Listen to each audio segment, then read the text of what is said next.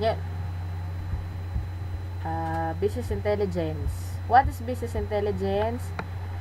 Business intelligence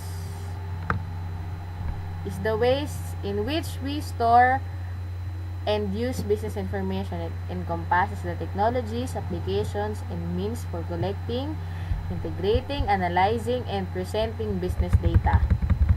Bale, si business intelligence, simplify niya yung information discovery and analysis, making it possible para sa decision makers at all levels ng organization na mas mabilis ma-access, na mas mabilis ma-understand, na mas mabilis ma-intindi, na mas mababaw yung analyzation, mas collaborate, mas malawak, tsaka, ayun, mas malawak anytime and anywhere. Parang ginagawa niyang, paano ba?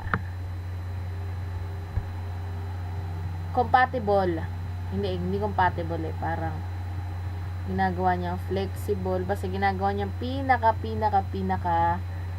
simpleng way ng pag-deliver ng data na may intindihan ng kahit sino sa organization.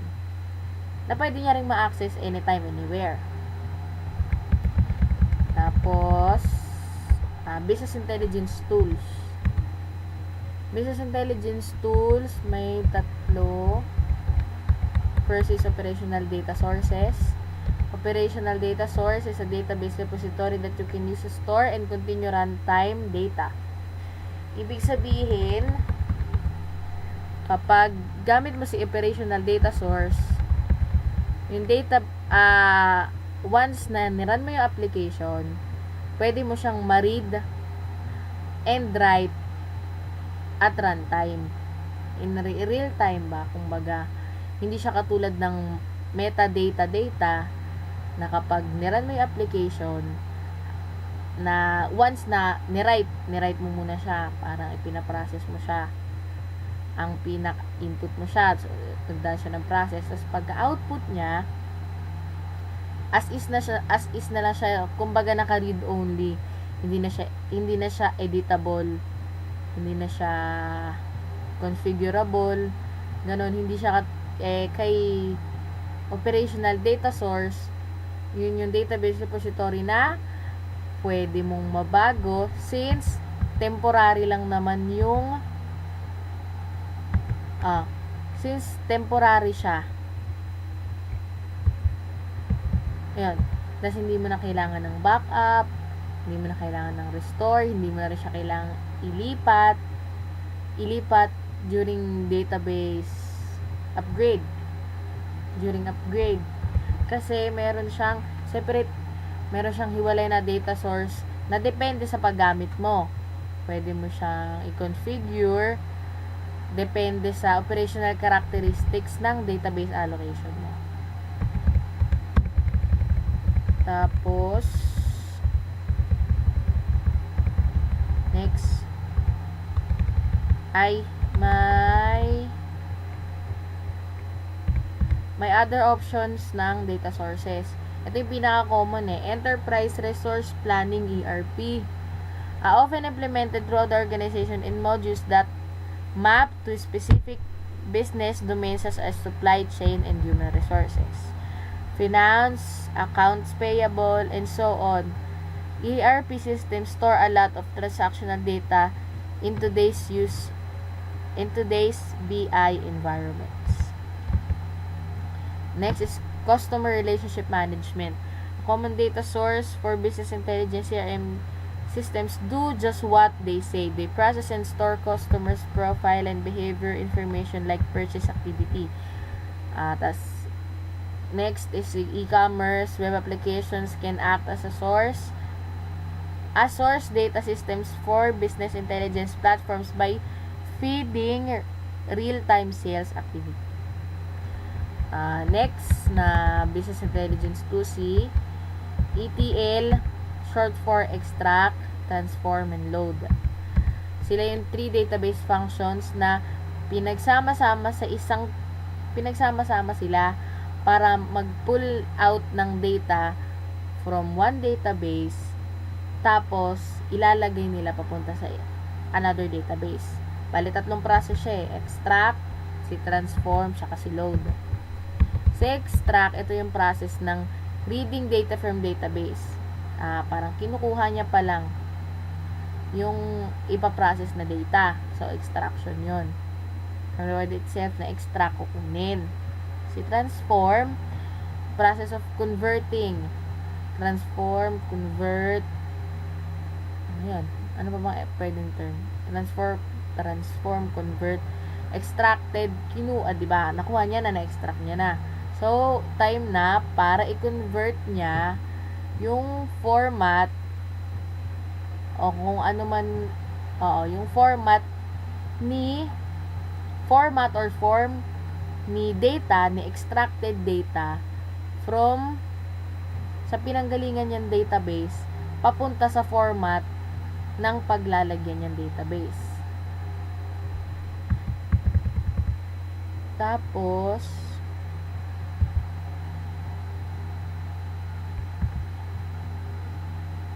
last process si load. Ito na yung process ng writing the data into the target database. Parang ito na yung output. Ito na si parang load. Parang nilagay niya na si data na nanggaling kay another database papunta ron sa bagong database. Tapos, the process of extracting data from source system and bring it into the data warehouses is commonly called ETL. Which stands for extraction, transformation, and loading. Yun nga. Next na si data warehouses. Abbreviated as DW. A collection of data designed to support management decision making. Data warehouses contain a wide variety of data that present a coherent picture of business conditions at a single point in time. So, si data warehouses is stable and read-only database siya na pinagsasama-sama niya information from separate systems into one para sa easy access. Yan. Tapos, gumagamit si data warehouse ng star schema data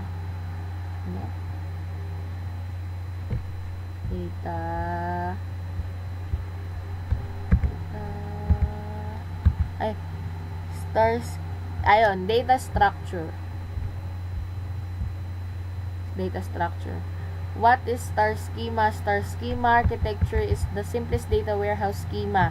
It is called star schema because the diagram resembles a star with points radiating from a center. So, nasa center si fact table. Tapos, yung points of the star pointing to its dimension tables. Usually, si fact tables are in third normal form. Tapos, si fact tables, may two types siya ng columns. Si foreign keys papunta kay dimension tables, tsaka yung measure sa baba na contains numeric facts. Tapos, si dimension tables composed of one or more hierarchies that categorizes data. Meron siyang primary key. Tapos, ang nasa baba niya, ang normally na nasa baba niya, kung si fact table naka-numeric value, si dimension table naka-textual. Tapos, mas maliit ang size ni dimension table kumpara kay fact table. Yun. Last is data mart. Si data mart, database or collection of databases designed to help managers to make strategic decisions about their business. Yan, mas maliit siya kay data warehouse. Kumbaga, siya yung specific. Siya yung mas specific. Kasi si data warehouse, sakop niya yung entire enterprise, yung entire organization. Siya may hawak ng buong database nun. Bale, sa kanya pinagsama-sama. Parehas lang sila ni Data Mart. Collection din siya ng databases. Kinukuha niya rin yung mga database nung mga subsystems, pero specific siya. Hindi siya pangbuuan. Yun. Basta. Thank you.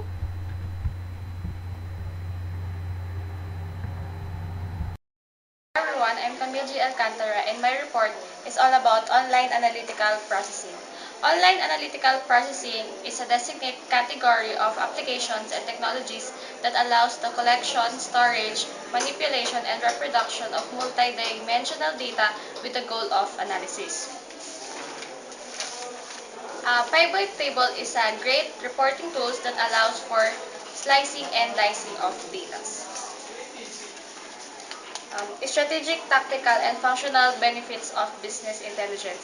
In strategic, the continuous improvement of decision-making capabilities used to increase revenues and reduce costs. In tactical, the multidimensional analysis. And lastly, in functional, in sales, the customer behavior. In marketing, the market and customer penetration. In finance, budgeting and planning. In human resource, the workforce planning optimization, in operations, operational efficiency, and lastly, in information technology, the customer clickstream information. Thank you.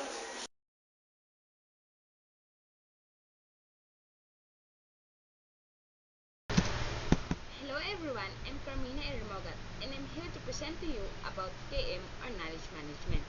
When we say KM, it comprises a range of strategies and practices used in an organization to identify, create, represent, distribute, and enable adoption of insight and experiences. Such insight and experiences comprise knowledge, either embodied in individuals or embedded in an organizational process or practices. Knowledge management can be defined as data, information, knowledge, and wisdom. When we say data, data is a fact that alone is not significant, as it doesn't relate to other data. Data may answer a very basic questions such as glossary definition, directory entry, or code listing. However, a definition or code may require knowledge, and the definition or code is complex. The other one is information. Information is data, is related, and therefore in context. It can then be transformed into a process or procedure, making it useful. Information is data that relates who, what, where, and when to each other, providing a baseline for a process or a procedure. While information may become input for a process procedure, the level of understanding may limit the process or procedure to an individual or department of level. Enterprise or more complex processes and procedure requires knowledge. And the next one is the knowledge. When we say knowledge, is the application of information.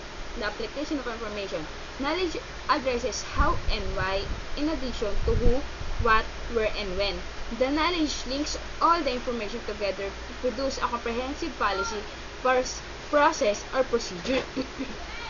Knowledge allows management to gain an accurate and complete pictures of the enterprise policies, processes, and procedures. The policies, processes, and procedures become transformed into enterprise asset. And the last one is the wisdom. Wisdom is a complete understanding of the effects and outcomes of knowledge. Wisdom addresses how and why in addition to who, what, where, and when at the enterprise level. Enterprise policies, processes, and procedures must be at this understanding level to be considered permanent, otherwise the policy and process may be considered conditional. Cut mo.